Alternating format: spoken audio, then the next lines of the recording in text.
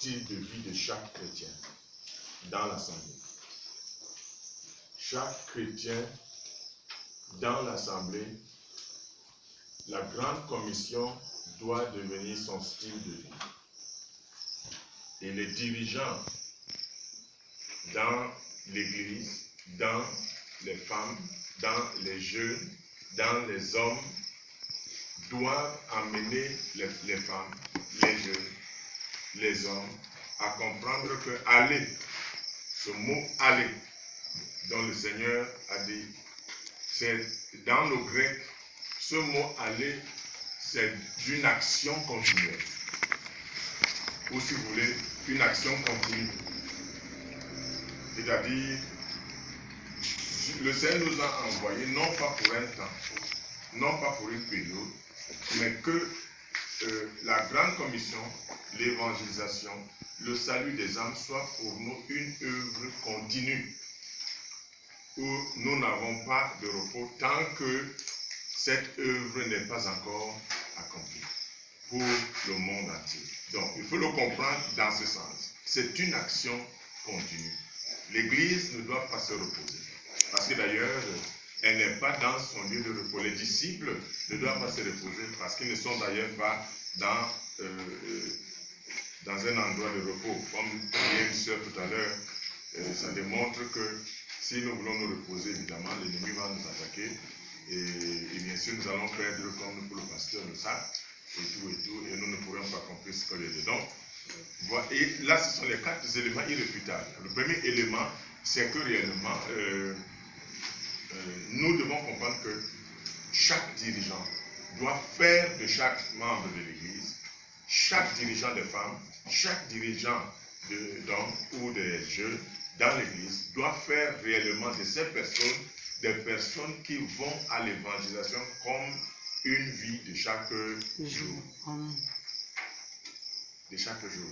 Et c'est là donc que nous pourrons voir comment le Seigneur peut davantage nous utiliser selon sa volonté.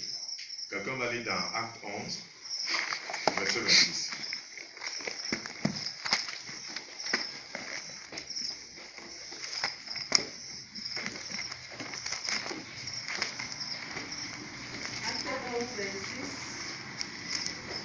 Et ayant trouvé, il l'amena à Antioche pendant toute une année et il se réunit aux assemblées de l'Église et il enseignait beaucoup de personnes. Ce fut à Antioche que pour la première fois les disciples furent appelés chrétiens. Voilà. Merci. Vous voyez très bien, j'ai bien aimé que l'œuvre qui a été faite par Barnabas et Saul à Antioche n'était pas une œuvre isolée. C'était une œuvre continuelle pendant réellement 1 an. Une œuvre continuelle pendant 1 an. Au point que tous ceux qui étaient dans la ville d'Antioche, ayant vu réellement ces disciples-là, c'est eux les hommes, la population extérieure, qui les ont appelés chrétiens.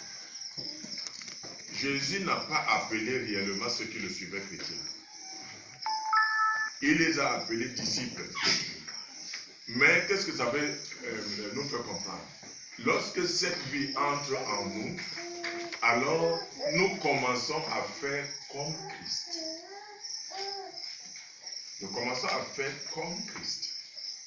Parce que, je vous ai parlé hier, la temporisation, le sommeil n'est pas bien. Quand vous laissez ce que vous deviez faire, vous perdez votre nature.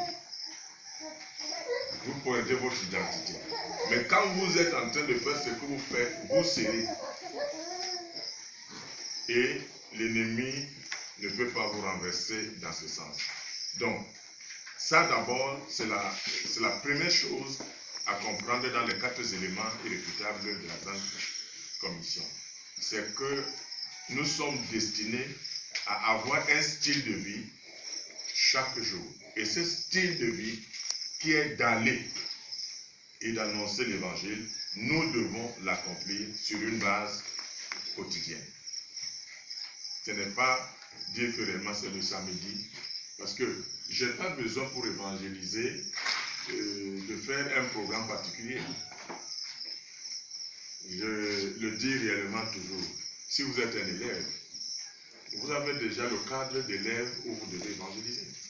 Chaque jour, vous vous trouvez vraiment avec vos autres frères, étudiants ou élèves, quelque part. Donc, dans l'établissement, dans ceci, dans ça, vous devez évangéliser là. Vous avez un champ de travail que le Seigneur vous a donné. Vous êtes un commerçant, une commerçante. Vos clients, déjà, c'est un champ d'évangélisation.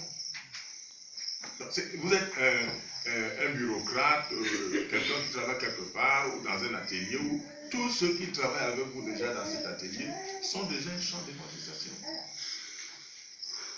Donc vous devez faire de ça un travail quotidien. Ce mot aller en grec veut dire une manière continue. Continue. Ça c'est le premier élément. On a déjà parlé, mais je voudrais quand même insister avant de passer sur l'autre point. Pour passer, je vais demander que quelqu'un lise dans Luc chapitre 6, verset 40.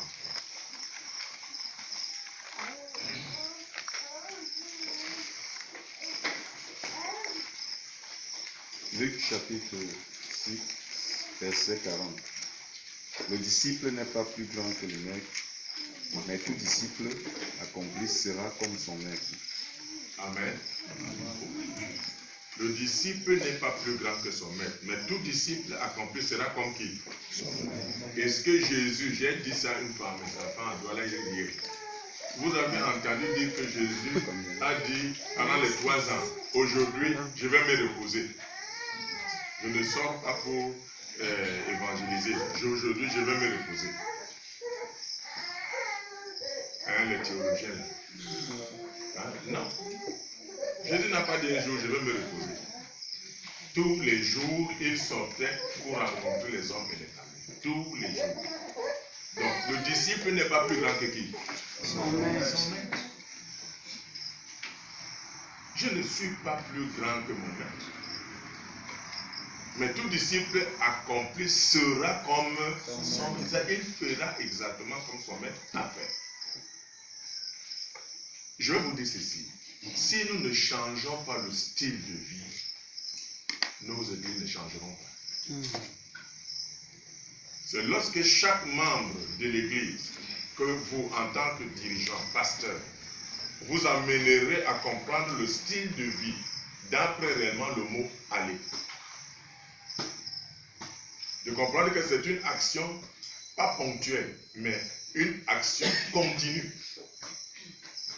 Vous devriez donc amener tous ceux qui sont dans votre assemblée de faire réellement de l'évangélisation, du témoignage dans les quartiers comme un style de vie. Cette femme qui vend sa tomate au marché, cette sœur qui vend réellement ses arachides au marché, elle a un nombre réellement considérable des hommes et des femmes qu'elle peut gagner au Seigneur là au marché. Et de comprendre qu'elle est vraiment placée là par le Seigneur, non seulement pour avoir de l'argent, mais vraiment pour plus encore pour gagner des âmes vis-à-vis de lui. Ça, c'est réellement un élément irréfutable de la grande commission que j'ai voulu insister pour qu'on le garde dans notre esprit, dans la formation. Le deuxième élément irréfutable dans la grande commission, c'est réellement l'évangélisation que nous faisons. Et cette évangélisation est rattachée, chers bien-aimés, à des éléments ayant 2 étapes. Première étape, baptiser. Une évangélisation n'est pas complète dans la vie réellement d'une âme que vous évangélisez si celle-ci ne parvient pas au baptême. C'est pourquoi lorsque vous avez contact avec les âmes, vous avez bien annoncé la bonne nouvelle, c'est très bien, mais comprenez que vous avez besoin de leur parler du baptême pour qu'ils puissent avoir déjà le baptême. Et le baptême, c'est quoi? Voilà. Si une femme dit je t'aime, ou un homme dit je t'aime, mais ne te dis pas que viens, on va faire l'acte de mariage, il t'aime vraiment. Les femmes qui sont ici, qui sont mariées, maintenant savent que leur mari les aime. Parce que réellement, ce dernier les a amenés un jour sans qu'on le force. C'est pourquoi les femmes doivent dire merci à leur mari. Merci à mon mari. C'est vrai. Parce que c'est l'homme-là qui l'a pris pour l'amener à la mairie, vrai ou faux? C'est l'homme-là qui l'a pris. Il l'a amené à la mairie. Il y en avait beaucoup de femmes. Hein? Tu veux dire que tu étais qui? Tu l'as forcé. Tu l'as payé. Never. Donc quand vous évangélisez une âme, il faut absolument ne pas dire, oh non, elle a confessé ses péchés, oui, il a le machin. Il faut l'amener où? Au baptême. Amen. Il faut l'amener au baptême. Parce que ça signifie maintenant que cette personne prend un an d'aimer, comme l'homme là, qui amène cette femme, cette jeune fille, pour aller pour faire l'acte de mariage. C'est-à-dire, il prend un engagement pour cette jeune fille. Et c'est un engagement pour toujours. Et faites connaître cela à ce dernier. Donc, il y a ce problème de savoir que, deuxièmement, nous devons comprendre que, bien que la Grande Commission inclut beaucoup des actes, celui d'amener dans l'évangélisation ceux que vous évangélisez à prendre l'engagement au baptême est nécessaire. Parce que quand on prend l'engagement au baptême, on entre dans les effectivités. On est effectif, il y a des effets qui se produisent dans notre vie. Donc ceci est d'autant plus très important par rapport à ça. Et la deuxième chose, c'est réellement, comme nous l'avons appris, enseignez-leur. Ne laissez jamais les nouveaux convertis sans enseignement. Et les nouveaux convertis doivent avoir une classe particulière pour que ceux-ci puissent grandir. Même dans l'allaitement maternel, il y a la bande verte et après la bande rouge. Les femmes le savent, non? Oui. À moi, c'est ça changé. Ça n'a pas changé. Hein? Oui. On évolue. Il y a le premier âge, deuxième âge. Oui, c'est ce que je dis. La bande Premier verte. âge, le troisième âge. Le troisième âge. Voilà. Donc, et il y a une évolution dans la nutrition du nouveau-né. Vrai ou faux? Amen. Est-ce que dès que l'enfant naît, vous commencez à lui mettre des morceaux de manioc à la bouche? Pas du tout, il va Il y a mourir. une évolution. Il y a une technique. Il y a une méthodologie pour y parvenir. Afin que l'enfant ne meure pas, qu'il soit vivant. Donc il est donc important pour savoir qu'il y a ces deux étapes importantes de l'évangélisation. Vous n'aurez pas évangélisé une personne, vous n'aurez pas fini d'évangéliser une personne si elle n'est pas baptisée et si vous ne la nourrissez pas pour qu'elle croisse dans la vie spirituelle. Vous n'avez pas fini l'évangélisation. C'est pourquoi ce sont des choses qu'on fait à la légère. On parfois ne mesure pas. Mais prenez ces choses pour que vous soyez effectif dans votre travail. Soyez effectif dans votre travail. Lorsque vous pourrez donc amener cette personne à ce niveau-là, vous avez fait ce que le Seigneur a commandé. Vous êtes en train de faire ce que le Seigneur a commandé. Troisième élément irréfutable de la Grande Commission. Troisième. Élément de la Grande. Oui.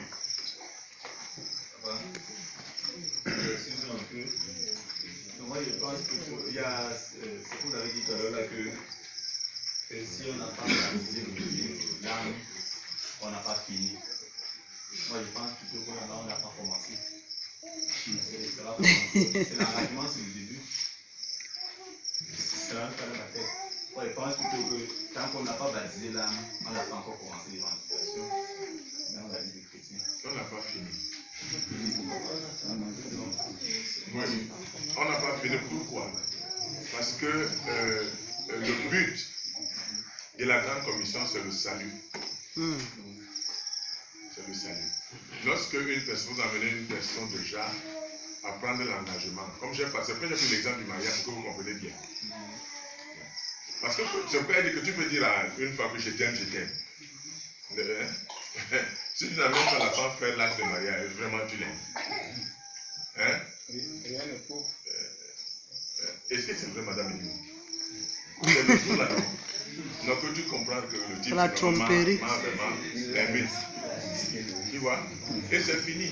Donc c'est pourquoi celui de, elle est déjà mariée là. Madame Edimou, elle est déjà comment mariée. C'est jusqu'à la fin de la vie. Non, c'est clair. C'est clair.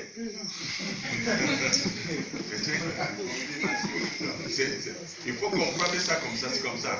Si vous n'amenez pas cette personne jusque-là, vous n'avez pas encore fini l'évangélisation. Vous n'avez pas encore fini l'évangélisation. Parce que c'est une étape. C'est une étape. Maintenant, nous parlons de la troisième. Le troisième élément. Le troisième élément. Oui. Papa, excuse-moi, mais c'est que je voudrais comprendre. Moi, j'ai un problème. Les gens, beaucoup plus que je rencontre dans l'évangélisation, sont des rétrogrades. Quand même tu le suis et que tu lui parles du baptême, il est carrément assis, il te dit qu'il est déjà baptisé. Comment faire avec ce genre de personnes? Lui, il est rétrograde par rapport à quoi? Il avait cru avant. Et il vit sa vie. Il était devenu enfant de Dieu. Oui, baptisé quelque part. Après, il a rétrogradé. Oui, quelque part. Non, s'il a été baptisé dans les normes, s'il a reçu la parole de Dieu dans les normes, il a été baptisé. Il faut le ramener au Seigneur. Il vient, mais je me dis peut-être. Mais est-ce qu'il doit maintenant encore être rebaptisé? C'est donc ça ma question. Mais non, il ne doit pas être rebaptisé. Hein? Est-ce que le fils prodigue a été rebaptisé?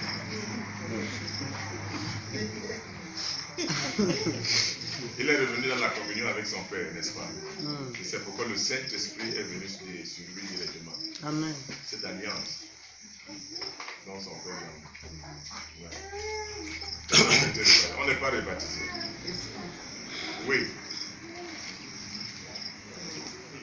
Nous avons certains problèmes.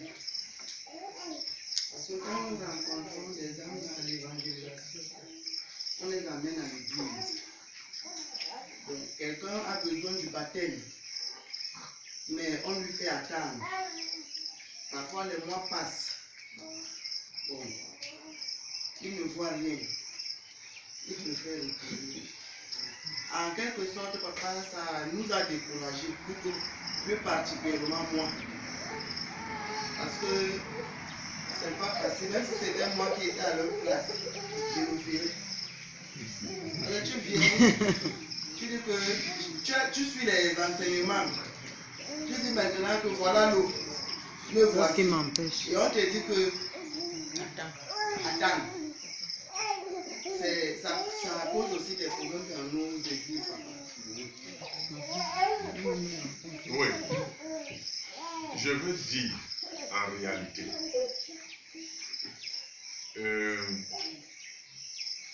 le fait de te dire attendre ne devrait pas poser aucun problème. Parce que même toi qui es là, tu n'as pas dit à ton mari que si tu ne m'amènes pas faire l'état civil 2 mois, ton mariage n'aura plus lieu. Toi qui es là, si tu ne m'amènes pas ce mois-ci pour faire l'état civil, c'est fini. Le mariage, toi et moi, est fini. Je ne veux pas dire que faire attendre est une bonne méthode, mais ça peut arriver. Dans l'église où j'ai cru, avec les papas Baker, c'est lui qui m'a amené. J'étais disposé pour le baptême, mais on me disait attends. Et cependant qu'on m'a dit attends, je ne me suis pas froissé, je ne me suis pas dit que pourquoi on me dit d'attendre maintenant. Qu'est-ce que j'ai fait? je me suis mis à chercher Dieu. Amen. Tu comprends? C'est tout. Ce que je veux, c'est Dieu. Là-bas, ça ne me regarde plus puisque Dieu a mis des autorités dans l'église. S'il me dit d'attendre, ils savent pourquoi ils me disent Attends. c'est tout. Mais moi, j'ai cru, non pas pour le baptême, mais j'ai cru pour chercher Dieu. Et j'ai été baptisé du Saint-Esprit avant le baptême d'eau. Le ciel est descendu et a confirmé que je suis réellement un enfant. Ils étaient eux-mêmes obligés de faire maintenant comment? Le baptême de sang. Amen. Comme Corneille. Donc c'est ça ma vie. C'est-à-dire, ne faites pas de conclusions dans l'œuvre spirituelle.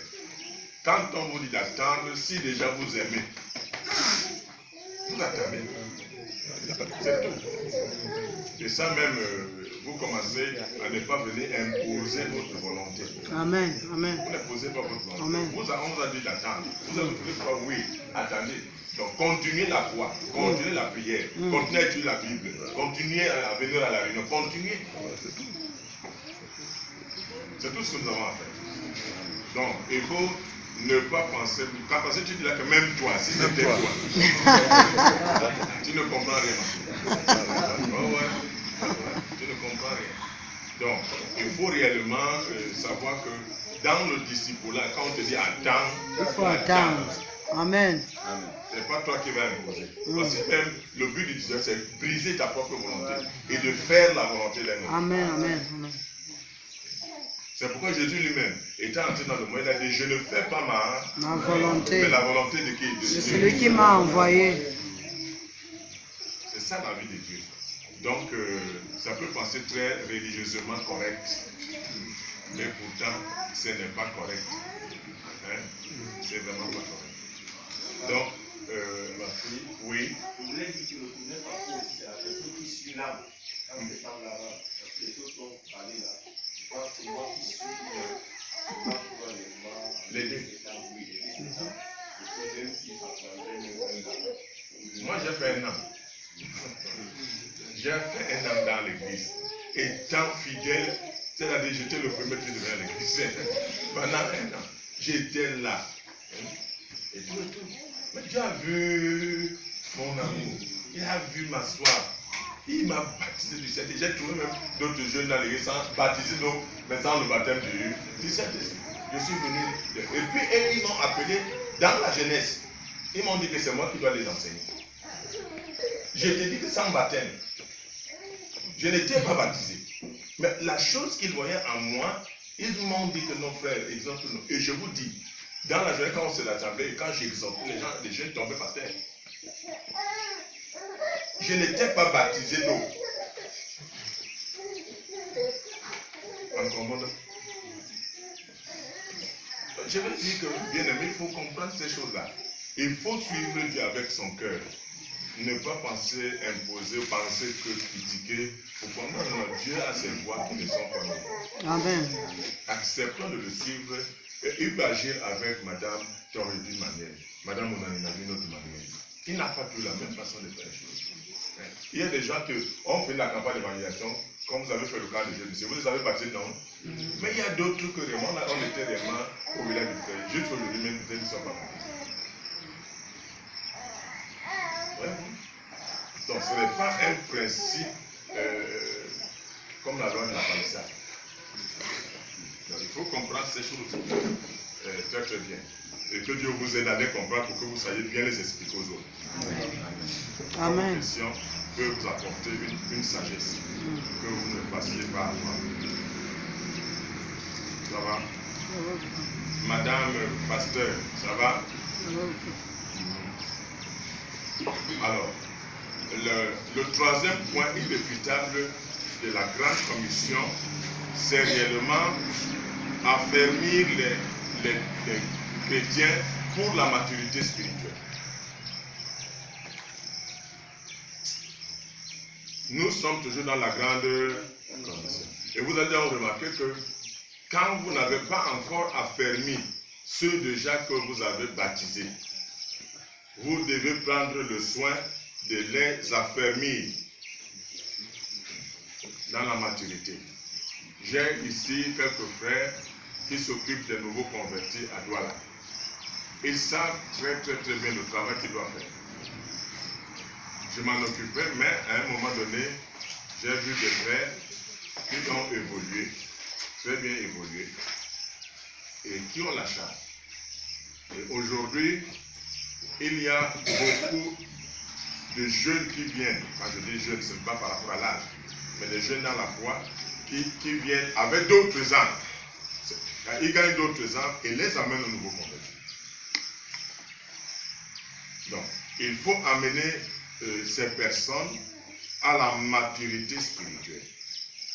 Vous n'aurez pas réellement fini de faire l'œuvre de la grande commission dans une âme si cette âme vous l'amenez par la maturité.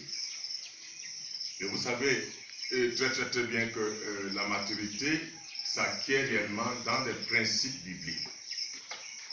Que cette personne, vous devez l'enseigner, vous devez lui parler par rapport réellement à la pratique.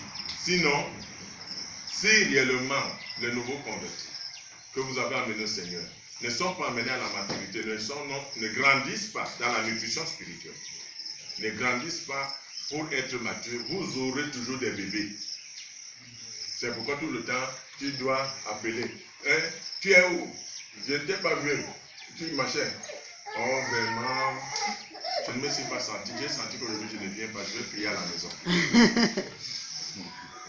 Vous allez avoir des bébés. Vous allez avoir, voyez-vous, des bébés comme ça. Et vous allez voir quelqu'un qui reste 1 an. Il est toujours comment? Bébé. Toujours bébé. Donc, il faut, toi qui travailles et qui amènes les âmes, veiller à ce que tu fasses le travail. Les pasteurs qui ont des âmes qui viennent dans l'assemblée doivent absolument travailler dans ce sens. Parce que c'est ça, moi le problème qui me gêne, c'est un peu l'inadéquation de plusieurs dirigeants qui les amènent que les âmes viennent, mais on ne s'occupe pas d'elles. Je ne sais pas si vous comprenez. C'est-à-dire, un dirigeant dans l'église doit avoir un grand souci pour les âmes. C'est la première des choses. Par exemple, Papa Obakar était dans une conférence de l'église de Dieu aux États-Unis. Et il y avait beaucoup d'hommes de Dieu, entre autres Osborne. Et il voulait donc, il a entendu parler de Osborne, il a vu des vidéos de Osborne, il a vu des livres de Osborne, il voulait donc le rencontrer. Il va donc réellement vers la direction. Il a dit, est-ce que je peux rencontrer, comme la première, une séance était terminée, est-ce que je peux rencontrer réellement Osborne? On lui dit, mais bien sûr. Et il a demandé donc où à l'hôtel, où est-ce que je peux, il est logé, où comme ça. Il dit non. Là, dans cette salle de conférence, nous sommes. Si tu sais ce que Osborne fait, tu vas le trouver là-bas. Même quand il finit d'enseigner en conférence, là, il y a une chose qu'il fait toujours. Va le trouver là où se trouvent les malades. Et il a demandé, les malades sont où? Il dit non, les malades sont vraiment dans l'autre compartiment là-bas. Et papa dit qu'il est allé. Et il a trouvé Osborne en train de prier sur les malades. Amen. Est-ce que vous comprenez? Ce que Dieu vous a donné dans l'église, faites-le toujours. C'est quelque chose que Dieu vous a donné. Mais ce n'est pas... Vous voyez les âmes là qui sont là. Dieu vous a donné de vous en occuper. Mais ça ne vous dit absolument rien. Par exemple, tous les étrangers qui viennent dans votre église, ne les laissez pas sortir. Sans parler avec eux, sans même peut-être même leur donner un petit jeu. Sans même savoir d'où ils viennent, qu'est-ce qu'ils font. Ne les laissez jamais dans une vraie église évangélique et pentecôtiste. On ne laisse pas les étrangers qui viennent pour la première fois à l'église sortir comme ça. Mais il y a plusieurs pasteurs, même après le culte, on ne demande même pas qui est venu ici pour la première fois. Qui est venu ici? Levez-vous, on voudrait vous saluer, vous êtes des hommes importants, vous êtes vraiment des femmes importantes. Ça vraiment, si vous êtes venus ici, c'est que vous êtes importants. Déjà quand vous le dites, les gens qui sont quand même ici, que non. Donc dans ce que moi aussi je suis reconnu. Amen. Hein? Amen. Et la personne se lève, ou les personnes là se lèvent. Et vous demandez à l'église, prions pour ces merveilleuse personne. Amen. Et donc, et nous avons un intérêt.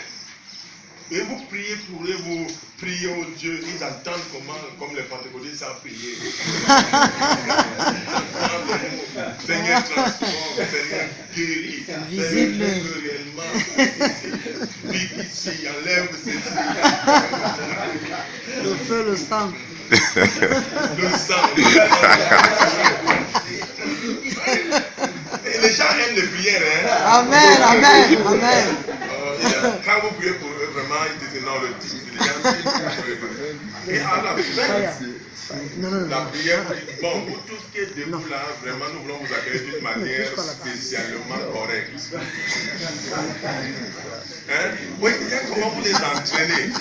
Amen. Quand on Oui, voit oui, oui. les gens viennent, ça ne vous dit même rien. Peut-être un frère a amené une âme. C'est encore qui est seul derrière là. Non.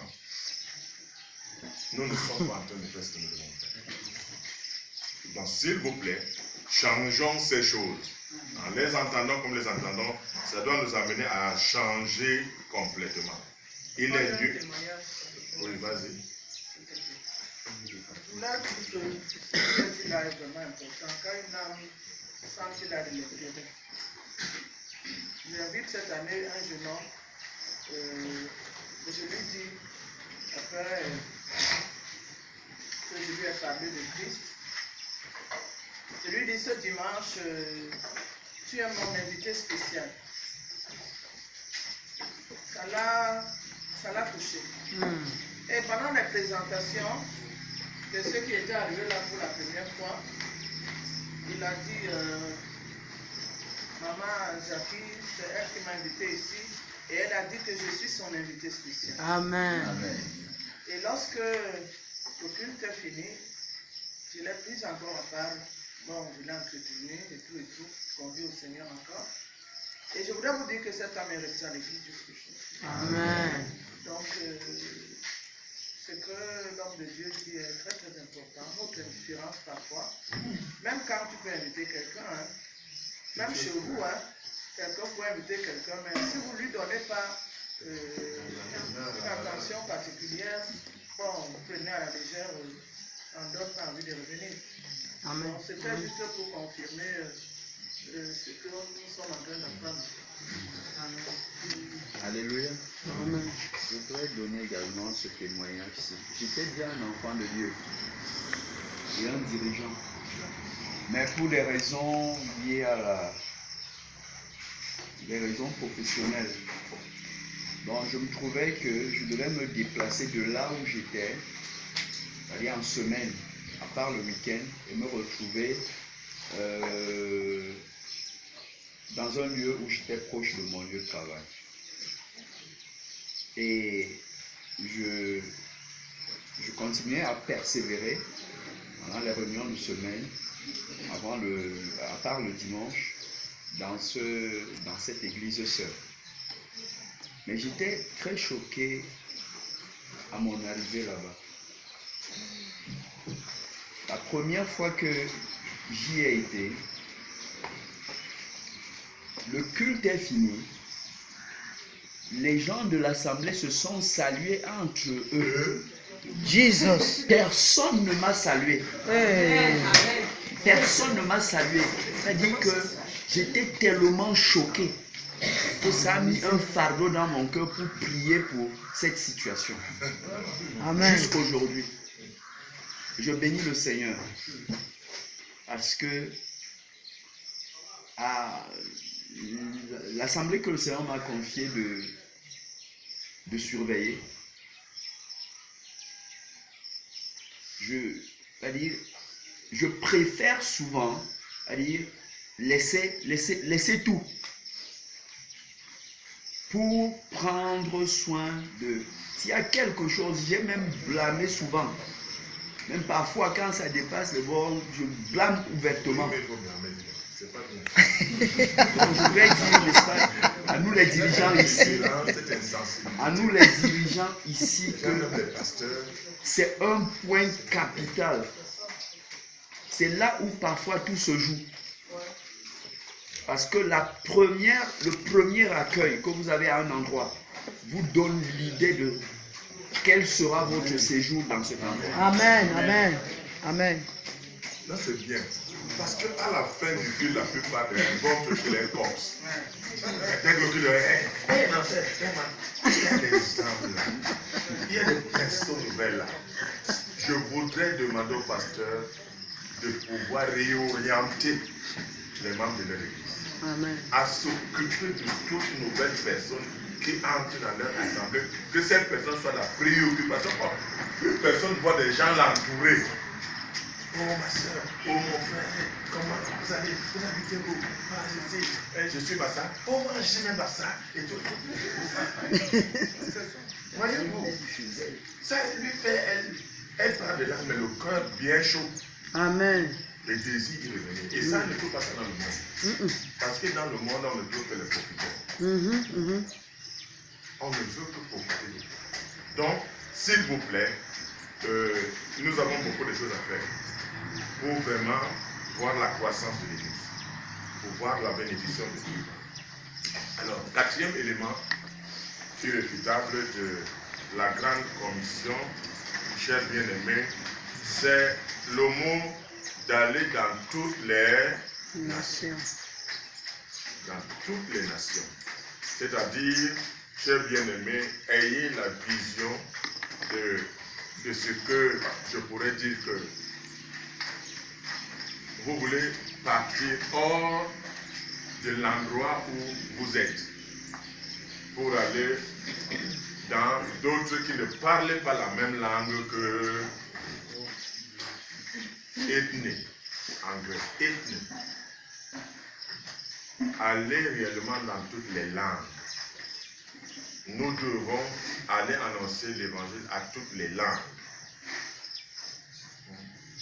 Donc, ça c'est quelque chose que nous ne devons pas seulement regarder le Cameroun, mais déjà, à un certain niveau, et ça, je me reproche, quand j'arrive à ça encore, ça me fait mal, je me reproche beaucoup là-dessus. Parce que je sais que nous devrions déjà aujourd'hui avoir des églises hors du Cameroun. Amen.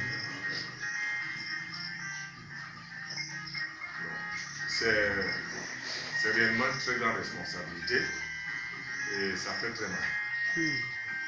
Donc c'est pourquoi je parle souvent même aux grands universitaires qui sont là, que ne pensez seulement pas l'argent, mais pensez qu'on peut même vous faire une formation missionnaire et vous envoyer dans un pays, même au Gabon ici. On te dit va au Gabon, loue une chambre, on te donne de l'argent. Commence dans cette chambre à faire les disciples. Amen. Là, ici en RCA, va ici au Tchad. Ce n'est rien. Commencez même déjà dans nos pays de la sous-région. Bon, mais il faut qu'il y ait des jeunes qui soient vraiment prêts. Filles comme un garçon. Je ne parle pas seulement des jeunes garçons. Je parle même des filles. Tu peux dire que moi je vais aller être missionnaire au Tchad. On vous prépare et puis on demande à toute l'église de donner les finances. On peut vraiment avoir des finances, peut-être quelque chose comme tant de francs. On vous dit, bon, on prend ça et vas-y, tu arrives, tu commences à chercher une chambre, tu as une chambre, tu prends ta chambre et tu commences à prier Dieu et demander à Dieu de te bénir. Oui. Il faut absolument qu'il y ait des sœurs comme ça. Est-ce qu'il y en a dans la salle qui veulent le faire? Ok. Tu vas le seul mariage. Si c'est possible, c'est une nécessité. Ouais. Papa, ça veut dire qu'il y a donc un frein pour les mariés alors. On en a, tu vois déjà.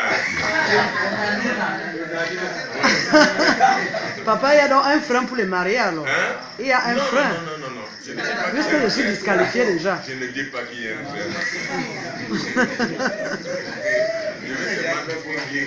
Je veux seulement dire que réellement. Est-ce qu'on est capable? Est-ce qu'on est capable de laisser et d'aller faire la laisser. Ce n'est pas de laisser. Vous les deux vont ensemble. C'est que vous allez ensemble. Amen. Voilà, si vous allez ensemble. Hein? Amen. Vous devez aller ensemble. Donc, vraiment, c'est au Nanina, non? Si c'est même au Nigeria, on va prendre vous envoyer, même au Nigeria. Amen. Donc, allez poser après cette séance bien. Et vous me faites savoir d'ici la fin de l'année. Ou rien. Mais rien. Vous allez voir comment on va vous envoyer. Amen. Même au Togo, on vous envoie là-bas. On est prêt, papa. Vous allez rester là-bas. Il y a un doigt au fond. Il y a des doigts au fond qui veulent aller.